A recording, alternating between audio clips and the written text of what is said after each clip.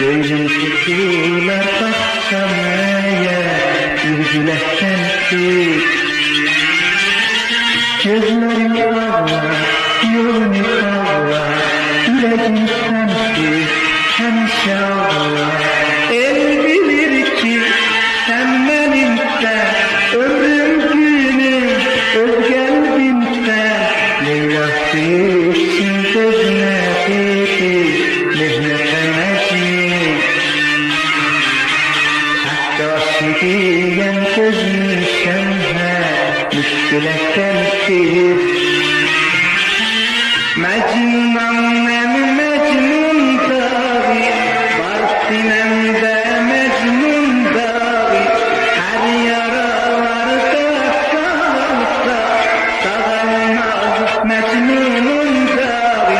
Sensiz halım yaman, akar gözümden kan. Gönlümün düştü, oldu sen gelsen.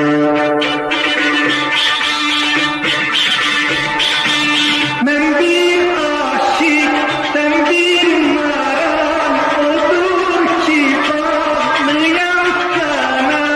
Gelmezsen ya, kalbim dayana.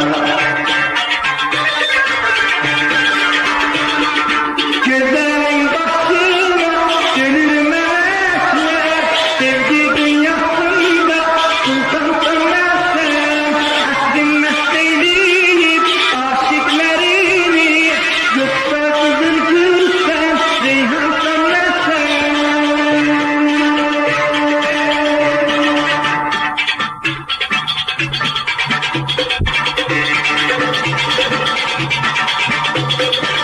Eşkinden gönderdiğini bülbületten ki göğün kutuyla baksam eğer ilgiletten ki gözlerim ağlar, yolunu ağlar, yüreğim sensiz hemşe ağlar.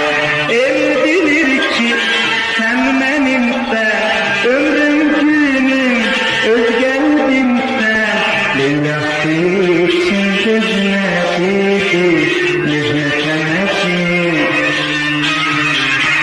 Hatta sidiyen gözünü şemhe, müşküle sensiz. Mecnun